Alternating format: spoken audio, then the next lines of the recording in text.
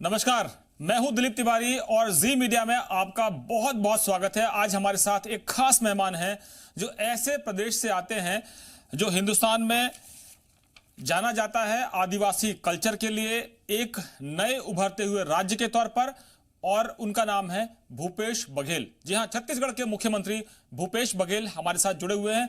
भूपेश जी, बहुत बहुत स्वागत है आपका जी मीडिया में। जी नमस्कार। कहा जाता है भूपेश जी कि जो मुख्यमंत्री हैं कांग्रेस के, उनमें युवाओं की फौज में आप सबसे पहले खड़े हैं, क्योंकि कैप्टन साहब लंबी पारी खेल चुके हैं। कमलनाथ जी को उनके विरोधियों ने यानी बीजेपी ने सत्ता से बाहर कर दिया है, और वो भी घर के भेदियों की वजह से वो लंका ढह गई। अब लंका कहें या कहें कि ये सत्ता का सिंहासन चला गया। आप युवा मुख्यमंत्री हैं, आपके अंदर कहते हैं कि आग भी है, जोश भी है, जुनून भी है, और आप गांव गरीब गुरबा के बीच में रहते हैं, और आप जो बात करते हैं वो लोगों को पसंद आती है। मैं आपसे जानना चाहता हूं कि ये बड़ा संकट है, कोरोना का संकट है, जो किसी ने ऐसा एहसास भी नहीं किया था, देखा भी नहीं था, पहले दुनिया ने कभी देखा होगा। आज के दौर में भूपेश बघेल की सोच क्या है, कैसे वो अपने लोगों को सुरक्षित रख पाएंगे? क्योंकि आप वैसे सेफ हैं, अगर कोरोना की बात करूं तो थोड़े बहुत इक्का दुक्के मामले जो आए थे वो आपने कंट्रोल कर लिए हैं, लेकिन आज मजदूरों की घर वापसी है, आज आर्थिक स्थिति दिक्कत में है, पैकेज के नाम पर आप लोग संतुष्ट नहीं हैं। तो भूपेश बघेल की सोच क्या है आने वाले दिनों के लिहाज से? सबसे पहली बात यह है कि कोरोना पूरी दुनिया में फैला हुआ है और हमारे हिंदुस्तान में भी आया और सभी राज्यों में पहुंच गया। कुछ एक राज्य हैं इससे बचे हुए हैं और बहुत कम राज्य ऐसे हैं जिसमें कोई मौत नहीं हुई है, और हम छत्तीसगढ़ इस मामले में सौभाग्यशाली है कि यहाँ किसी प्रकार की कोई घटना नहीं हुई। दूसरी बात यह है कि अभी तक के इसका कोई इलाज नहीं है, कोई वैक्सीन नहीं निकला है। तो सबसे बड़ी बात यह है कि बचाव के जो उपाय हैं उसी से सबकी सुरक्षा हो सकती है, और सुरक्षा के तमाम जो उपाय हैं छत्तीसगढ़ में हम लोगों ने किया और इसका फ़ायदा पूरे छत्तीसगढ़ को मिला। और यही कारण है कि हम उस आंकड़े को सीमित करने में सफल हुए, और यहाँ के सभी विभाग के लोगों ने बहुत अच्छा काम किया है। डॉक्टरों ने, नर्सों ने भी बहुत बढ़िया काम किया, पुलिस प्रशासन, नगरीय प्रशासन ने भी अच्छा काम किया है। यहाँ के सामाजिक संगठन और राजनीतिक दल के लोग और हमारे जो मीडिया के लोग हैं, इन लोगों ने खूब अच्छा काम किया है। इस कारण से हम रोकने में सफल रहे। दूसरी जो बात आपने कही है आर्थिक रूप से, तो ये आर्थिक संकट तो सभी देशों में है, सभी प्रदेशों में है।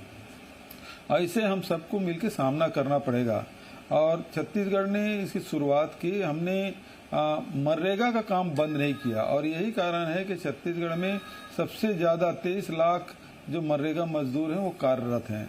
दूसरी ओर जब लॉकडाउन था, पूरे व्यवसायिक परिसरें जब बंद थी, तो हमारे यहाँ जो लघु वन उपज है उसकी खरीदी हमने बंद नहीं की। जो गांव-गांव में जो स्व सहायता समूह हैं उसकी राशि उसके माध्यम से हमने लघु वन उपज, चाहे महुआ हो, इमली हो, ये सब खरीदी की। अभी बड़े तादाद में तेंदुपत्ता की तुड़ाई हम कर रहे हैं। तो और तीसरा, जो किसानों को राजीव गांधी किसान न्याय योजना, अभी 21 तारीख को राजीव जी के शहादत दिवस है, उस दिन उसको हम लोग प्रथम किस्त देने वाले हैं। तो इस प्रकार से जो मजदूर हैं, जो जंगलों में रहने वाले लोग हैं और जो किसान हैं, उसके आर्थिक स्थिति में किसी प्रकार के कोई कमी ना आए, ये व्यवस्था छत्तीसगढ़ सरकार ने कर दी है। अब इसके बाद आ जाता है व्यवसायिक। तो जब लोगों के जेब में पैसा जाएगा तो निश्चित रूप से व्यापार व्यवसाय में कोई कमी नहीं होगी। जब भी दुकानें खुलेगी, जैसे जैसे खुलते जा रहे हैं, तो व्यवसाय भी चल पड़ेगा। अब सवाल उद्योग का है। जो उद्योग हमारे यहाँ हैं, चाहे वो राइस मिल हो, चाहे वो सीमेंट प्लांट हो, चाहे स्टील प्लांट हो, एल्युमिनियम प्लांट हो, ये सारे प्लांट हमारे छत्तीसगढ़ में हैं। अब इसके उत्पाद पूरे देश और दुनिया में जाता है, तो इसके किस प्रकार से होगा, ये एक चिंतनीय विषय है। और उसके जो श्रमिक हैं उनकी भी चिंता हमें है कि उनको वैसे तो 80-90% जो इंडस्ट्री है उसकी शुरुआत हो चुकी है। हालांकि वो पूरी क्षमता के साथ अभी काम नहीं कर रही है, लेकिन जब पूरी क्षमता के साथ काम करेंगे तो उसकी किस प्रकार से डिमांड होगी, ये एक सोचनीय विषय है। जी भूपेश जी, एक आपने जो बात की है कि राजीव गांधी जी के शहादत के दिन आप जो धान की खरीदी में जो आपको उनको एक तरह से वायदा आपने किया था वो पूरा करेंगे, लेकिन एक सवाल विपक्ष की तरफ से आया है, और आप चूंकि मुख्यमंत्री हैं तो विपक्ष का काम है कि आपकी कोई भी पहल होगी, अगर वो अच्छी है तो उसका स्वागत करे, और जो अच्छी नहीं है उसमें कहीं कमी है तो वो आपको जगाए। आपने प्रति एकड़ 15 क्विंटल धान खरीदी का वायदा किया था, अभी कहा जा रहा है कि प्रति एकड़ 10,000 रुपये दिए जाएंगे। तो इस बदलाव में कोई टेक्निकल पेच है, या फिर ऐसा लगता है कि अभी आर्थिक स्थितियां इजाज़त देती हैं इतना ही हम करेंगे, बाकी बाद में कर देंगे? क्योंकि उनका कहना है कि आपने वायदा कुछ किया था, उसको ट्वीक कर दिया गया है। और मैं आपको ये बता दूं कि हिंदुस्तान का हर वो राज्य जो विपक्ष का शासित है, चाहे ममता बनर्जी हो, चाहे बीजेडी हो, चाहे आपके सहयोगी कैप्टन साहब हो, चाहे हेमंत सोरेन हो, सब कह रहे हैं कि आर्थिक संकट में हम हैं। केंद्र सरकार ना जीएसटी का हिस्सा दे रही है, ना मेडिकल के लिए कोई फैसिलिटीज़ प्रोवाइड कर पा रही है, और ना ही हमको फंड मिल रहा है ताकि हम इससे निपट लें, और पूरी आर्थिक गतिविधियां ठप हो चुकी हैं। तो मैं आप पर ये विपक्ष के आरोप के साथ में नहीं जा रहा हूँ, मैं कह रहा हूँ कि आपकी परिस्थितियाँ अगर उतनी मजबूत नहीं है तो आप ट्वीट करने का अधिकार आप रखते हैं इस नीति में, लेकिन जनता ये जानना चाहती है कि विपक्ष ने जो आरोप लगाए हैं वो सच है क्या? विपक्ष ने क्या आरोप लगाया, थोड़ा सा कट गया था दिलीप जी। उन्होंने ये कहा है मुख्यमंत्री जी कि आपने प्रति एकड़ 15 क्विंटल धान खरीदी का वायदा किया था किसानों से, और अब आपकी सरकार कह रही है कि हम प्रति एकड़ 10,000 रुपए तक का ही धान खरीदेंगे, और उसमें जो बोनस मिलना है वो हम दे रहे हैं।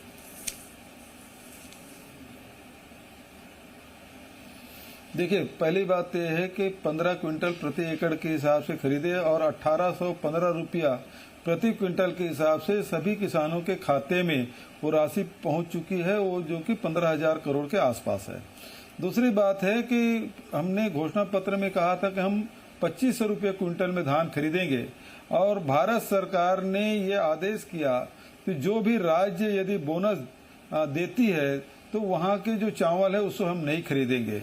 हमने भी पासवान जी से 2-3 बार मुलाकात की, कृषि मंत्री से मुलाकात की, प्रधानमंत्री को अनेक बार पत्र लिखे, लेकिन कोई उन्होंने कहा कि यदि आप बोनस देंगे तो आपके यहाँ से चावल नहीं खरीदेंगे। क्योंकि इस साल भारत सरकार ने हमारे 24 लाख मीट्रिक टन चावल लिया है, तो हमने कहा ठीक है हम बोनस नहीं देंगे। तो फिर उसके बाद राजीव गांधी किसान न्याय योजना के तहत न केवल धान उत्पादक किसानों को बल्कि गन्ना उत्पादक और मक्का उत्पादक किसानों को भी हम प्रति एकड़ 10,000 रुपया अतिरिक्त देंगे, जो किसानों को मजबूती प्रदान करेगा। तो ये साल जो हमारे मंत्रिमंडल की उपसमिति बनी थी, उन्होंने अनुशंसा की कि इसी साल 10,000 रुपया धान में दिया जाए और 9,500 या समथिंग राशि गन्ना उत्पादक को दिया जाए। इस प्रकार के अनुशंसा जो की है उसके हिसाब से दे रहे हैं। यदि आप इसे एनालिसिस करेंगे तो वो 2500 रुपये से कम नहीं पड़ता, बल्कि बराबर ही होता है। तो जो योजना है वो चूंकि बोनस था और समर्थन मूल्य निर्धारण भारत सरकार करती है, तो बोनस देने पर आपत्ति थी भारत सरकार को, तो हमने योजना बनाई और विधानसभा में पारित किया। बजट में उसके लिए अलग हेड बनाया और 5100 करोड़ रुपए मेन बजट में रखा है। उसके तहत ये राशि दी जा रही है, और प्रथम किस्त हम 21 मई को राजीव जी के शहादत दिवस के दिन हम देंगे। तो मुझे लगता है इसमें विपक्ष को आपत्ति नहीं होनी चाहिए, क्योंकि बीजेपी का तो ये कहना है कि हम किसान की आय को दुगना करना चाहते हैं। अभी जो 20 लाख करोड़ का पैकेज आया है भूपेश जी, और उसमें किसानों के लिए अलग से ऐलान वित्त मंत्री निर्मला सीतारमण और जो उनके सहयोगी हैं राज्य मंत्री जो हैं अनुराग ठाकुर, वो आते हैं, प्रेस कॉन्फ्रेंस करते हैं और बताते हैं कि इस 20 लाख करोड़ के पैकेज में क्या क्या है। उसमें किसानों के लिए भी एक बजट की व्यवस्था की गई है। आप एक मुख्यमंत्री के तौर पर आपके राज्य को मिलने वाले लाभ को कैसे देख रहे हैं? क्योंकि देश भर में अलग अलग राज्यों ने कहा है, ममता बनर्जी ने कहा बिग जीरो। पी चिदम्बरम साहब जो पूर्व वित्त मंत्री हैं वो कहते हैं कि इसमें केवल काला काला है, कुछ है नहीं है इसमें, केवल ये घोषणाएं हैं, दिखाई जाती है। आज कमलनाथ जी से मैंने बात की तो उन्होंने कहा कि ये केवल जुमलेबाजी है। आप क्या कहते हैं? देखिए, ये धारावाहिक चल रहा है निर्मला जी का और अनुराग ठाकुर जी का, ये धारावाहिक समाप्त होने दीजिए। मैंने अधिकारियों से कहा कि जितना भी वो घोषणा कर रहे हैं उसे आप नोट डाउन कर लें, और जब धारावाहिक समाप्त हो जाएगा तो फिर मेरे सामने प्रस्तुत करिए, उसमें हम चर्चा करेंगे और सारे विषयों में फिर एक साथ पीसी के माध्यम से इसमें बात हम लोग करेंगे। तो अभी तो धारावाहिक समाप्त हुआ नहीं है दिलीप जी, जब धारावाहिक समाप्त हो जाएगा फिर आपसे हम चर्चा करेंगे। इस धारावाहिक को नाम क्या दिया आपने? नहीं, उन्होंने खुद ही कहा कि अलग अलग किस्तों में बात कर रहे हैं, रोज आते हैं टेलीविजन में और अलग अलग किस्तों में बात कर रहे हैं, तो धारावाहिक है। निर्मला जी अनुराग जी का धारावाहिक चल रहा है। कुछ लोगों ने इस पर भी आपत्ति उठाई थी कि जब देश में महामारी का संकट है तो कभी ताली बजवाते हैं, कभी थाली पिटवाते हैं, कभी दिया जलाते हैं, कभी मोमबत्ती जलवाते हैं, कभी रामायण सीरियल ले आते हैं, कभी महाभारत ले आते हैं, कभी शक्तिमान ले आते हैं। तो लोगों का ध्यान जो है वो आप उस पर लगाइए कि फोकस लड़ाई कैसे करनी है कोरोना से।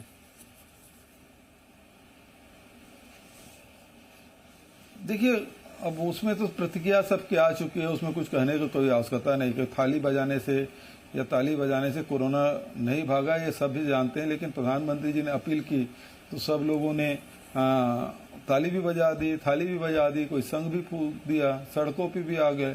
तो उसका नफा नुकसान क्या हुआ वो तो आप लोग उसका एनालिसिस करते रहें, लेकिन इससे कोई फर्क पड़ना नहीं है। लेकिन ये है कि देश एकजुट है, ये संदेश जरूर गया है। लेकिन आने वाले दिनों में किस प्रकार से इस स्थिति को निपटेंगे, ये एक महत्वपूर्ण चुनौती हम सबके सामने है। जब लाखों के तादाद में लोग सड़कों पे हैं, बिना चप्पल के चल रहे हैं, बिना खाना खाए चल रहे हैं, और लोग सड़कों पे लोगों की मौतें हो रही है, और जब ये सब लोग अपने घर पहुंच जाएंगे, कितने संक्रमित हैं नहीं हैं और उनकी क्या स्थिति बनेगी। तभी अभी तक के केवल इस शहरों तक के सीमित है ये कोरोना, अब वो गांव-गांव पहुंचेगा तो उस स्थिति में देश में ये आंकड़े कितने बढ़ेंगे घटेंगे। और उसके बाद जो स्थिति है कि रोजगार की क्या स्थिति बनेगी। जिन राज्यों में जो हमेशा रोजगार देते हैं, चाहे वो महाराष्ट्र हो, चाहे वो गुजरात हो, चाहे वो पंजाब हो, हरियाणा हो या दिल्ली, ऐसे राज्य जो हमेशा रोजगार देते हैं और लाखों मजदूर वहाँ जाके रोजी रोटी कमाते हैं, और जिन राज्यों से ये मजदूर गए हैं वो सब लौट रहे हैं, ऐसे स्थिति में वहाँ मजदूरों के लिए काम नहीं होगा। और दूसरी तरफ जहाँ फैक्ट्री है, जहाँ रोजगार के अवसर है, वहाँ लोग नहीं, काम करने वाले लोग नहीं होंगे। ये एक अजीब से दृश्य सामने आएगा, और इस परिस्थिति से हम कैसे निपटेंगे, ये बहुत सारी चुनौतियाँ हम सबके सामने हैं। तो इस हालात पे हम लोगों को चिंतन मनन करना चाहिए, कोई रास्ता निकालना चाहिए। मुख्यमंत्री जी, एक सवाल जो बड़ा है वो, आप एक राजनेता हैं, आप एक मुख्यमंत्री हैं, उससे पहले आप एक इंसान भी हैं। वो तस्वीरें हमने देखी हैं कि जब रेलवे स्टेशन में पटरी में लोग सो गए और उनकी जान चली गई। आज हमने औरैया में देखा, उत्तर प्रदेश के औरैया में 2 ट्रक जो है, एक खड़े हुए ट्रक से दूसरा ट्रक भिड़ा है और उसमें तकरीबन 22 से ज़्यादा लोगों की मौत हो चुकी है। इसके अलावा सड़क पर बच्चे को जन्म देने वाली मजदूर की कहानी भी हमने देखी है। इंदौर और देवास के बीच में एक तस्वीर हमने वो भी देखी है कि एक बैल है, दूसरा बैल नहीं है, पति और पत्नी बारी बारी से उसकी जगह खुद को जोत लेते हैं एक बैल की जगह। बच्चे जो है, माँ बच्चे को एक ब्रीफकेस में, सूटकेस में, जिसको हम कहते हैं कि सामान लदा हुआ बच्चा उसमें लटक के सो रहा है और माँ उसको खींच रही है, उसके लिए वो एक गाड़ी है। एक मजदूर को हमने देखा जिसकी पत्नी गर्भवती है और उसने विकलांगों वाली या दिव्यांगों वाली एक गाड़ी बनाई है जिस पर वो बैठ के लोग घूमते हैं, और उसमें अपनी पत्नी और दूसरे बच्चे को बैठाया है जो गोद में है, और वो उसको लगातार खींच रहा है। ये तस्वीरें हमने देखी है। ये तकलीफ देती है कि हम कौन सी इकोनॉमी की बात कर रहे हैं, हम किस डेवलपमेंट की बात कर रहे हैं, हम कहाँ चंद्रमा में और दुनिया में हम बता रहे हैं कि हम दुनिया के सबसे सुपर पावर में शामिल हो जाएंगे। आप मजदूरों को संभालने वाली नीति कौन बनाएगा? कांग्रेस बनाएगी, बीजेपी बनाएगी, एक दूसरे पर आरोप प्रत्यारोप होंगे। दिल्ली में आम आदमी पार्टी की सरकार है, वहाँ से हजारों लाखों लोग पलायन कर जाते हैं, या दुनिया भर का रिवर्स माइग्रेशन चल रहा है इस समय। तो वो कौन देखेगा भूपेश जी? देखिए दिलीप जी, ये जो जिन दृश्यों का आपने चित्रण किया वो सचमुच में हृदय विदारक है। और मैं समझता हूँ कि ऐसे मंजर हिंदुस्तान ने पहले कभी शायद देखी हो जो आज हम सब देख रहे हैं। आने वाले दिनों में भी ऐसे दृश्य देखने को न मिले, ये मैं ईश्वर से कामना करना चाहूँगा। लेकिन जहाँ तक जिम्मेदारी की बात है तो हम सबको ये जिम्मेदारी लेनी चाहिए। श्रेय जब लेते हैं तो फिर ऐसी घटनाओं की जिम्मेदारी हमको लेना चाहिए।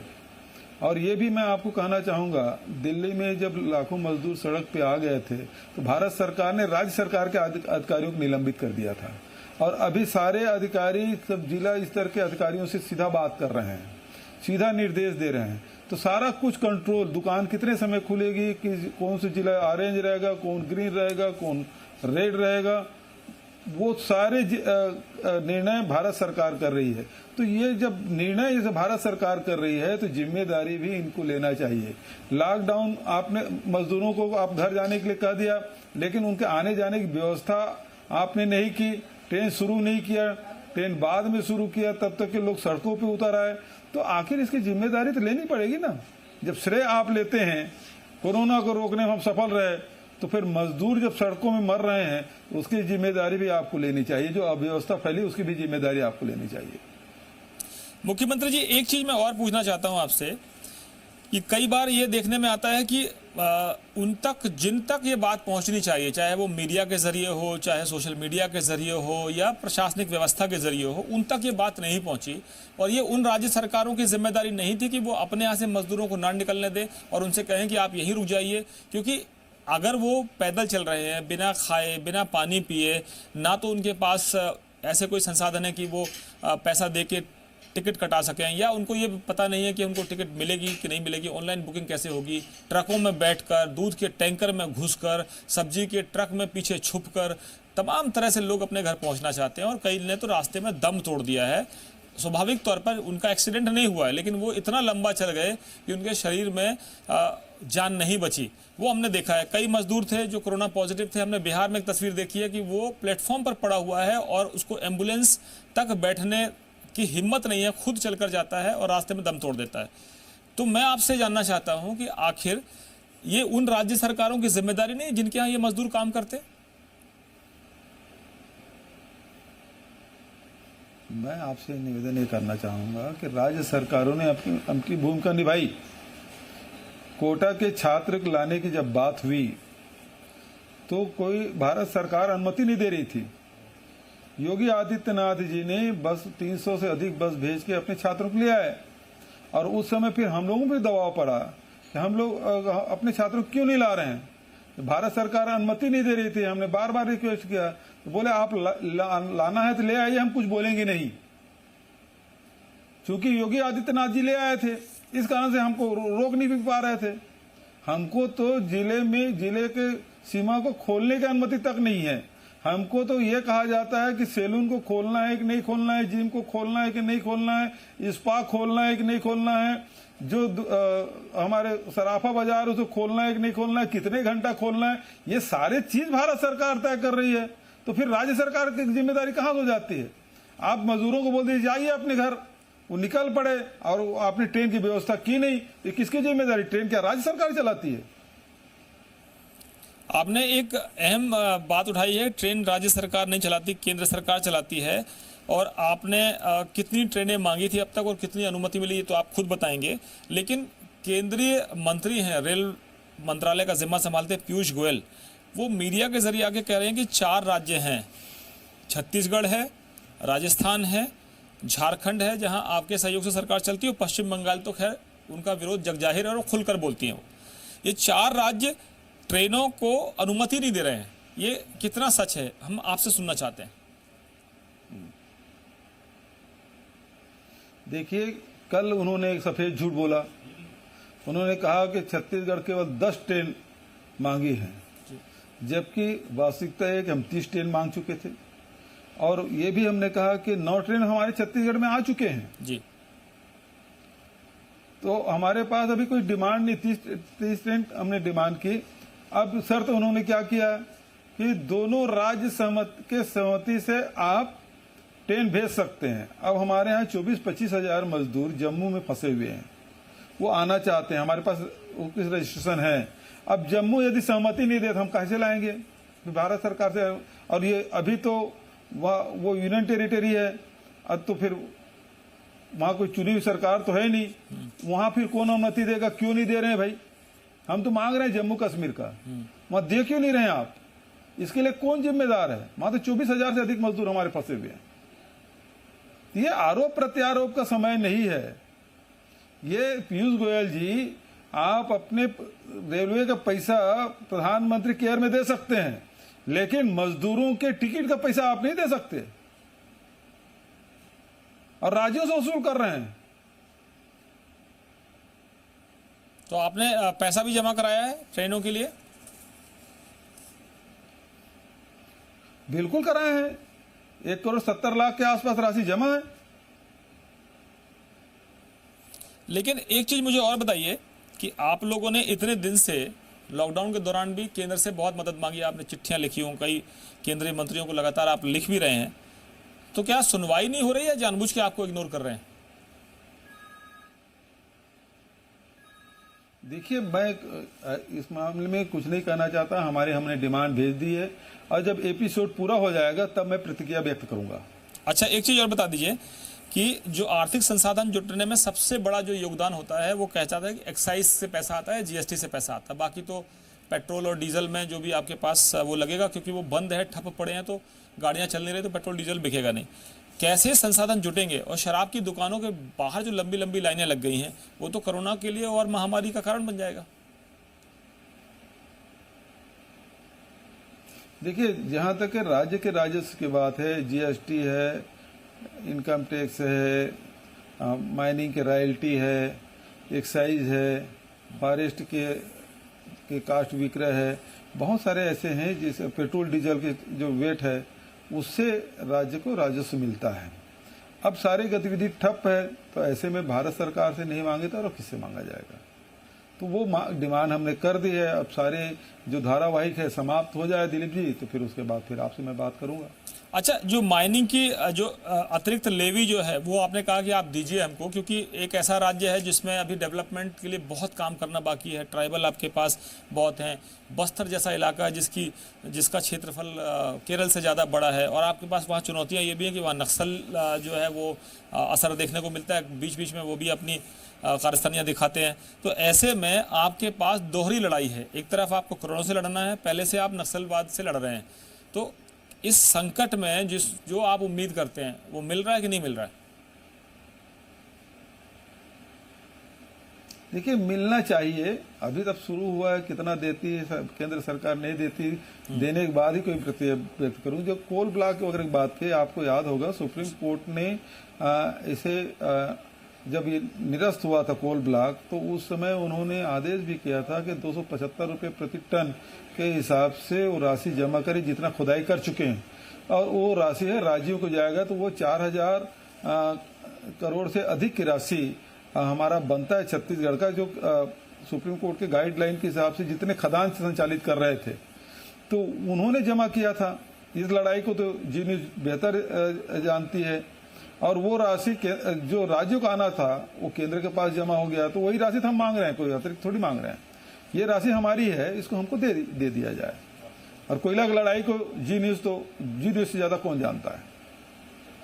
जी जी, मुख्यमंत्री जी, एक बात और है कि जिस मनरेगा को कांग्रेस के विकास के अवशेष बताया जाता था कि ये विकास का अवशेष आप ये छोड़ गए हमारे लिए और इसको हम जिंदा रखेंगे, मरने नहीं देंगे, आज वही मनरेगा जो है वो लाइफलाइन बन गई किसानों के, वो श्रमिकों के लिए, जो लेबर हैं, जिनके लिए रोजगार नहीं होगा, जो घरों को लौट रहे हैं, तो वो लाइफलाइन बन चुकी है। बिल्कुल सही बात है। करोड़ों करोड़ों जो मजदूर हैं, यदि उसको आर्थिक यदि सहायता देनी है तो मनरेगा ही एकमात्र माध्यम है जिसके माध्यम से अभी छत्तीसगढ़ में 23 लाख मजदूर प्रतिदिन काम कर रहे हैं। तो एक सहायता देने का काम तो यूपीए सरकार के बनाए हुए ये उस समय लोकसभा में कहा गया था कि ये कांग्रेस के असफलताओं का स्मारक है, ये उन्होंने कहा। और आज वही संबल बना हुआ है, ताकत बना हुआ है। आज भी माननीय राहुल जी ने जो बात कही है न्याय योजना लागू करने के बाद, इसी से लोगों की जेब में जब पैसा जाएगा तो ये फिर अर्थव्यवस्था है वो चल पड़ेगा। देखिए, आपके पूर्व राष्ट्रीय अध्यक्ष राहुल गांधी सबसे पहले उन्होंने ट्वीट करके सचेत किया था सरकार को कि संभल जाइए, ये बहुत बड़ा संकट आने वाला है, तो उनको वो तब इग्नोर करते रहे। बाद में कहा कि इनको कुछ पता नहीं होता है, और अब राहुल गांधी सलाह देते हैं तो कहते हैं कि ये तो ऐसे ही बोलते हैं, इनके लोग कहीं नहीं दिखते हैं। अब आप मुझे बताइए कि कम से कम कांग्रेसी राज्यों के मुख्यमंत्री इस बात से तो खुश होंगे कि राहुल गांधी ने तो इनको तब सचेत कर दिया था जब दुनिया अलर्ट नहीं हुई थी। देखिए, उन्होंने जो कहा और हम लोगों ने उसको इम्प्लीमेंट किया, इसी कारण तो छत्तीसगढ़ कोरोना से बचा हुआ है। और आर्थिक दिशा में जो काम कर रहे हैं सभी वर्गों, जिसके उल्लेख मैंने आपसे चर्चा के दौरान लगातार किया है, चाहे लघु वनोपज खरीदी की बात हो, चाहे वो मनरेगा की बात हो, चाहे किसान राजीव गांधी किसान न्याय योजना की बात है, ये वही नीति तो है और ये लोगों को आर्थिक रूप से मजबूती प्रदान करता है। आपको वनोपज की खरीदी में नंबर 1 का स्थान मिला है, मनरेगा में आप नंबर 1 हैं, और आपकी एक जो विशेष चिंता थी जब आप सरकार में आए थे तो आपने कहा था कि मैं गांव के लोगों को गांव में रोजगार देना चाहता हूं, तो आपकी एक स्कीम आई थी और उस स्कीम को आपने जोर शोर से लागू किया था। आज मैं जानना चाहता हूं कि आप जब इस लॉकडाउन के बाद स्थितियां थोड़ा सुधार की तरफ बढ़ेंगी, बेहतर होंगी, तो आप उस स्कीम में कितना जोर लगा पाएंगे, क्योंकि फाइनेंशियल क्राइसिस तो सबको झेलना पड़ रहा है। देखिए, नरवा गरवा घुरवा बाड़ी की बात हमने कही थी और आज वो काम हमारे चल रहे हैं। लगभग 5000 से अधिक गौठान अभी निर्माणाधीन हैं और वहाँ हम जितने मवेशी उसे रखेंगे और वो एक प्रत्येक गौठान को हम आजीविका सेंटर बनाएंगे। वहीं लोग बैठ के चाहे वो लघु वनोपज के प्रसंस्करण के काम करें, चाहे वो अगरबत्ती बनाने का काम करें, चाहे वो दोना पत्तल बनाने का काम करें, चाहे वो वर्मी कंपोस्ट बनाने का काम करें, वो सारे वो एक आजीविका सेंटर बनेगा और ये लोगों को, लाखों लोगों को रोजगार देने वाला होगा। ये जब पूरी तरह संचालित होगा दिलीप जी, तो निश्चित रूप से देश और दुनिया के सामने एक आर्थिक ढांचा, जो महात्मा गांधी ने ग्राम स्वराज्य की जो बात कही थी, वो 185 वर्षगांठ अभी चल रहा है और इसमें मैं निश्चित रूप से कह सकता हूं कि ये देश के सामने, दुनिया के सामने एक मॉडल के रूप में उभरेगा, ऐसा मेरा विश्वास है। मुख्यमंत्री जी, एक और फंड आपके पास होता है जो आपके डिस्ट्रिक्ट के लिए डेवलपमेंट के काम आता है। उसमें कई जगह हमने देखा स्विमिंग पूल बना लिए गए थे और कई जगह उसका मिसयूज हो गया था, तो आपने बहुत से काम नए शुरू किए हैं, उस फंड का मिसयूज रोका है। और कई ऐसे जो अफसर थे जो पुराने पिछली सरकारों के दौरान जिन्होंने बड़ा लंबा खेल किया था, उनको आपने इंतज़ाम किया है कि वो कानून के दायरे में आए। मैं आपसे जानना चाहता हूं कि जो आदिवासियों का हक छीन रहे थे, जो राज्य की गरीब जनता का हिस्सा छीन रहे थे, या जो डेवलपमेंट का फंड मिसयूज कर रहे थे, उनको चेतावनी मिली है और आने वाले दिनों में हम कुछ बदलाव देखें जमीन पर? बिल्कुल सही कह रहे हैं। देखिए, छत्तीसगढ़ में जो कुपोषण का दर है वो बहुत अधिक है, अशिक्षा के दर बहुत अधिक है। तो इसलिए हम लोगों ने सबसे पहले सुपोषित बस्तर और सुपोषित छत्तीसगढ़ का अभियान चलाया है, जिसमें ये डीएमएफ के पैसा से हम उनके सुपोषण की व्यवस्था हमने की है। वहीं शिक्षा के, मतलब बस्तर में हो चाहे आदिवासी क्षेत्र में, शिक्षा की गुणवत्ता पर विशेष ध्यान दिया है। वहाँ सारे शिक्षक वहाँ रहे, उसकी व्यवस्था होनी चाहिए, उसके खान पान की व्यवस्था हो। और मुख्यमंत्री हाट बाजार क्लिनिक योजना हमने शुरू की है ताकि उसके हम लोग उसके स्वास्थ्य सेवाएं दे सकें और इसका लाभ लाखों लाख हमारे आदिवासी भाई बहन उठा रहे हैं और उसमें उसका लाभ अभी देखने को मिलेगा आने वाले समय में। अच्छा, एक चीज़ बता दीजिए मुझे कि पहले ये आरोप लगते थे जब वो सरकार बीजेपी की थी, तो आपकी पार्टी के नेता आरोप लगाते थे कि साहब ये जो अफसर हैं वो सरकार चलाते हैं और अफसरों ने बंदरबाट कर रखी है। कुछ लोगों को पकड़ पाए आप?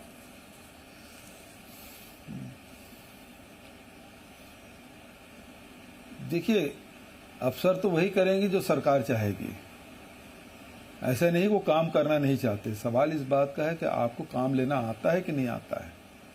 तो अभी यही अधिकारी कर्मचारी हैं जो दिन रात मेहनत कर रहे हैं, और कोरोना की लड़ाई में हमारा छत्तीसगढ़ सबसे आगे है, जबकि 7 राज्यों से घिरा हुआ हमारा छत्तीसगढ़। उसके बाद भी हम इस कोरोना को रोकने में सफल हो रहे हैं।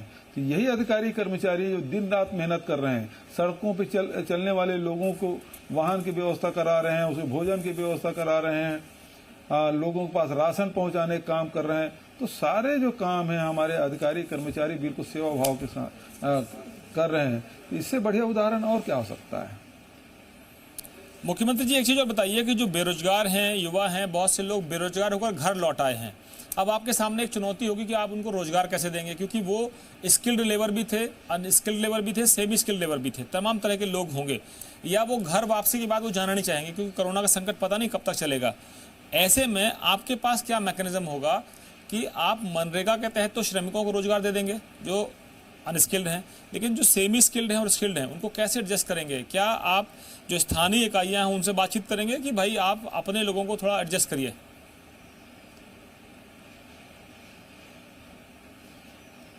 देखिए दिलीप जी, इसको राष्ट्रीय परिप्रेक्ष्य में आपको देखना होगा।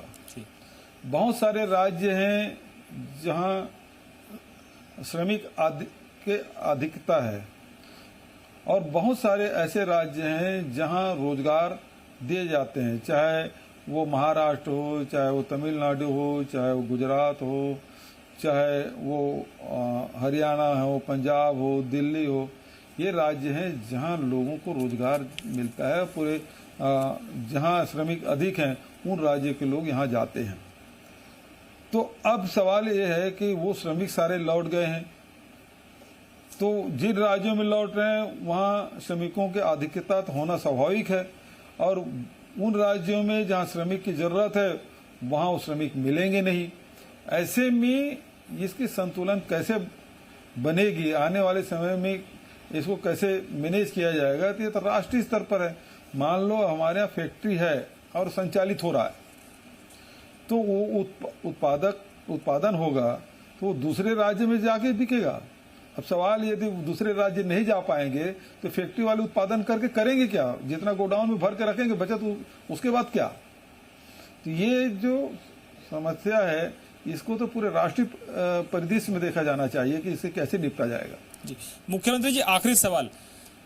कोरोना के संकट ने हमको चुनौतियों से लड़ना तो सिखा दिया है, और दूसरा ये भी बता दिया कि हमारी ज़रूरतें बहुत सीमित हैं। हम घर के अंदर बंद रहकर रोजगार के छोटे मोटे साधन के साथ जी सकते हैं, ज़रूरतें बहुत सीमित हो गई हैं। लेकिन सबसे पहली प्राथमिकता है सेहत, सरकारी अस्पताल, डॉक्टर्स, नर्सेस और पैरामेडिकल स्टाफ जो सरकार का है, क्योंकि बड़े बड़े 5 स्टार अस्पताल तो भाग गए बंद करके कई जगह, कईयों ने तो पूरे अस्पताल सरकारों को दे दिए, उनका हम स्वागत करते हैं। कई जो है डॉक्टर्स छुट्टी लेकर घर में बैठ गए, 5 स्टार अस्पताल बंद हो चुके हैं। केवल काम आए वो सरकारी अस्पताल जहां कोई जाना पसंद नहीं करता था, वही भगवान बने, चाहे वो डॉक्टर हो, चाहे नर्स हो, चाहे पैरामेडिकल स्टाफ हो। आपके सब्जी वाले, दवाई वाले, या वो लोग जो गार्ड्स थे, या जो सिक्योरिटी में थे, या पुलिस वाले जिनको हम एक अलग इमेज में देखते थे कि भ्रष्टाचार है और ये है और वो है, आज वही पुलिस वाले भगवान बन गए। मैं आपसे जानना चाहता हूं कि आपकी प्राथमिकताएं एक राजनेता के तौर पर, एक मुख्यमंत्री के तौर पर आप बदलेंगी आने वाले समय में? देखिए, इस संकट के बाद लोगों की जो आवश्यकता है उसमें परिवर्तन आएगा, लोगों की सोच में परिवर्तन आएगा, तो काम करने के ढंग में परिवर्तन आएगा। तो ये सब चीज तो अध्ययन करने की बात है, और अध्ययन करके ही कुछ कहा जा सकता है। लेकिन मुख्यमंत्री जी, हमने नए हीरो देखे हैं, सरकारी डॉक्टर्स के तौर पर हीरो, सरकारी नर्सेस स्टाफ, पैरामेडिकल स्टाफ, या वो पुलिस वाले जो दिन रात अपनी जान पर दांव पर लगा दी, उन्होंने जान, अपने परिवार को छोड़ दिया और वो सुरक्षा के लिए लोगों की सड़कों पर उतरे रहे।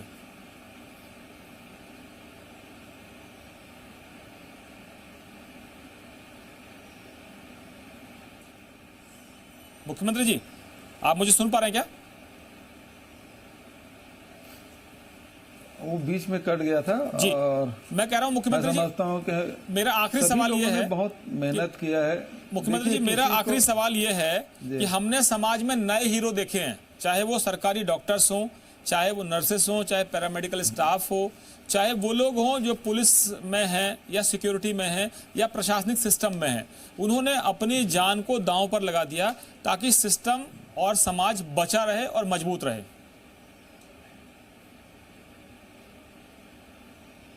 देखिए, काम तो वो पहले भी कर रहे थे, ड्यूटी में वो पहले भी थे, लेकिन अभी जो विशेष परिस्थिति बनी उसमें विशेष दक्षता के साथ उन लोगों ने काम किया और हमारी नज़र भी, हम लोगों ने देखने का नज़रिया भी बदला, क्योंकि वही लोग हैं जो हमको बचा पा रहे हैं।